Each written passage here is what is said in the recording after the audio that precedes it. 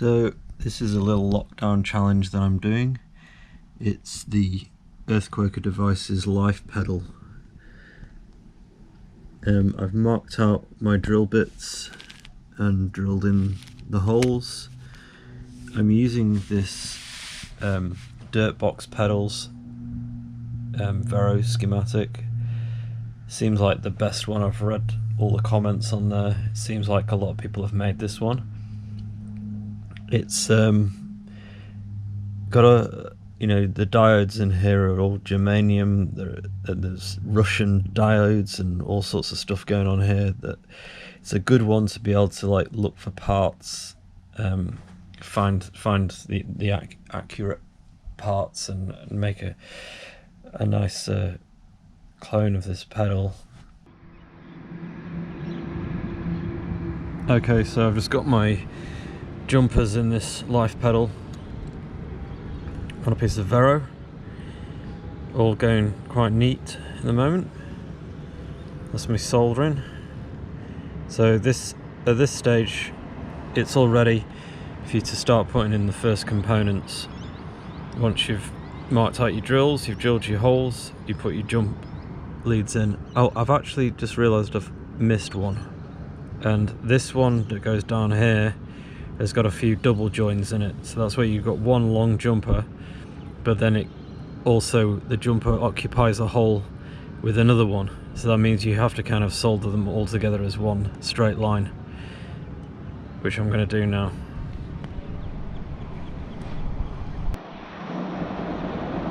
So I'm just going to talk about this double jumper that's on here. So basically what I've done to do this is I've got this one in, and then these two will have to connect to that because they share the same hole. So I've done it so that that's really close to that, and I'm just going to solder over the top of that. And that one too, that one's a little bit long. I'm going to chop that down, and so then it'll just be one long line soldered, but then they go into these holes as well. I know a lot of people find these things a bit complicated. They ask a lot of questions about them. That's how you do it. Well, that's how I do it anyway, and it works. Okay, so I'm just going to chop that one down, and then I'm going to solder across. So there's that finished double connection. There, I've just soldered straight across. Sorry, that's not very clear, but this isn't focusing very great on this. So you can just see the double connection there, and underneath, just like that. So underneath the double connection, the IC is gonna sit on top of there. So you want it to be as flat as possible. So if that's raised up, your IC is going to be raised up, and then the IC legs won't poke through, and you won't be able to make a good connection at the back. So that jumper needs to be as flat and as close to the board as possible. So you can see I've got my IC in. I managed to just squeeze it on top of those jumper leads. And I think another reason why to use bare wire is because if you've got insulated wire, it just creates more of a lump, so you can't get that IC on. Because really the jumpers should go down that hole there. So you're supposed to kind of squeeze them together, but then I don't want them to touch because they're bare, and I don't want them to short the circuit. So I've managed to do it like that. It's okay. It's worked. It's in there. I've done this before, and it's been fine. So there we go. Those are all the parts in, ready for components to start going in now. Okay, so this is something I do with all my builds. I make a list of all the parts that I need for it. So as you can see, the things in green are the things that I actually have in my box. The things in white are the things I've ordered, and the things in red are the things I can't currently find, and I'll probably have to do a bit of a hunt on the internet for them. I know I can find the operational amplifier, the LM308N. I can get that from my local shop, but it's $12, and I think I can probably get a cheaper one somewhere else.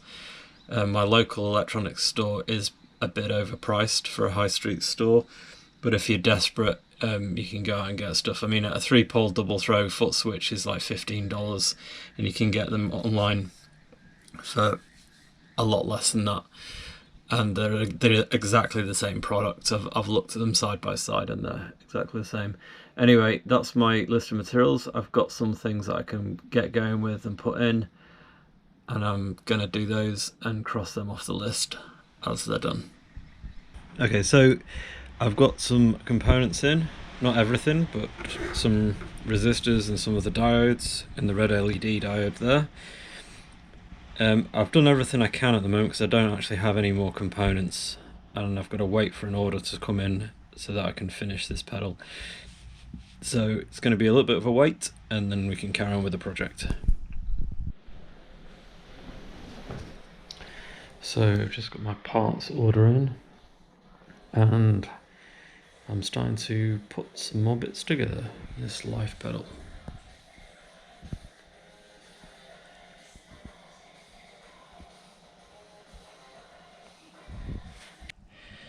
I've got mostly all of the parts in there. I've had to salvage parts from various different places, as it's got a ton of bits to this one. So that's my circuit at the minute. I think it's looking pretty good. It's looking pretty clean. Just got a few more components to put in that. I've socketed all of the transistors and the diodes just in case I want to swap them out later, because there's some diodes in there that will work, but they're not the ones I wanted, but they'll work for the time being. So if I want to swap them out later, then I can. I bought a nice enclosure for this. I think I'm going to use it this way. I'm going to have switches on there and there. I'm hoping this is going to be big enough. I'm going to have to measure it out and make sure that I've got the right thing. That's what I plan on using, and I'm going to use it this way. So in this bag I've got everything else. So I've got one 3-pole double throw, another 3-pole double throw, input and output jacks. This one's got an on, off, on switch that you need to select your diodes clipping, your op amp, or your asymmetrical diode clipping. DC input for the power. Potentiometers, there's 1, 2, 3, 4, 5, I think there's 5 potentiometers on this one. And then I've got all of my transistors, so I've got 1, 2, 3, 4, 5, 6 in there. I've got 2, I'm going to have blue LEDs on this. I like blue LEDs, I think they're really cool. So I'm going to put blue LEDs on this one. I've got a few more capacitors that I need to just chuck into the circuit, and that's pretty much it. One thing I'll add is that for your Octave diodes, they go up at the top of the board. You've got to match them, the voltage, otherwise apparently it won't make the octave sound that you want. So I've found these diodes, and I bought 10 of them, and then with a multimeter I just read all 10 of them and found the ones that matched in voltage output. So these ones both measured at 0.205 volts, so I'll use those, and hopefully that will work. But I only found things like that out when people tell you, when you start telling people you're going to make this pedal, they go, oh well, you make sure you do this. So there's a few watch outs there. Everything else I have, so I'm going to get all of this stuff and box it up, and I'm going to design in homage to the band Sun, who obviously originally designed this pedal.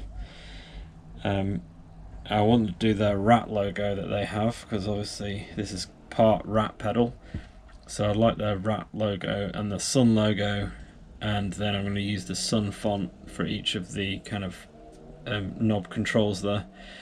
So basically I'm going to get it all working outside of the box obviously first, and then I'm going to box it all up once I know that it works. Hopefully it works. I've now drilled my box, and I've put in all of the components. So I've got 2 blue LEDs and all the potentiometers and the switch here. I didn't make a balls up of it, which is great. I think it's pretty accurate with the drilling. Managed to do it in like 20 minutes. So on the inside, it's not too tightly packed. The circuit board can just sit on top of the potentiometers. They've all got plastic sleeves on them, so they're not going to short the board out, which is really good. This is the first time I've used this type of potentiometer. My only little problem, well, it's not really a problem, but the jacks were really close to this potentiometer. So I've tested it, and the jacks fit in fine. They're touching the potentiometer, but it's got a plastic sleeve on it, so it's not going to short anything out. It's not going to be a problem. That's a little bit close to there, but it's not going to be a problem once the wires are in there. It's all going to be cool. And yeah, that's going to sit on there with the wires. What I'm going to do, because this pedal has got 2 foot switches, it's basically 2 pedals in one. I can't use my usual test box with it. I could if I had 2 test boxes maybe, but I've not. I've only got 1. So basically, I'm just gonna jump straight in and just box the thing up. I'm pretty confident that this is all gonna work. I'm pretty confident in my wiring and in my thinking of how I've done this. So if it doesn't work, it's probably something to do with the circuit. So that means taking that out and just starting to go through it, but I'm fairly confident it's going to work. So that's that. I'm pretty pleased with the way that's gone, and obviously got the input and output there. The reason I did it this way is because when I get my pedal board, this is going to sit on my pedal board, and it's going to sit with the orange amp detonator. And the orange amp detonator is pretty much the same size as this box. I mean, it's a little bit bigger, but I mean, if you go back to back like that, you can see that these pedals are pretty much the same size. So I'm going to have this on one side, this on one side, and there's going to be some pedals in the middle. But I just thought it'd be nice, like design-wise, for my whole pedal board if I did it that way. Because I was thinking of doing it that way around and having a stomp switch then a stomp switch there, but I was thinking, well, that's going to look a bit weird when it's on my pedal board. So just for the fact of a bit of symmetry on my pedal board and it looking nice, I've gone for that kind of idea. So there we go. Right, I'm going to get on with the wiring and the testing. Here we are, all boxed up and working.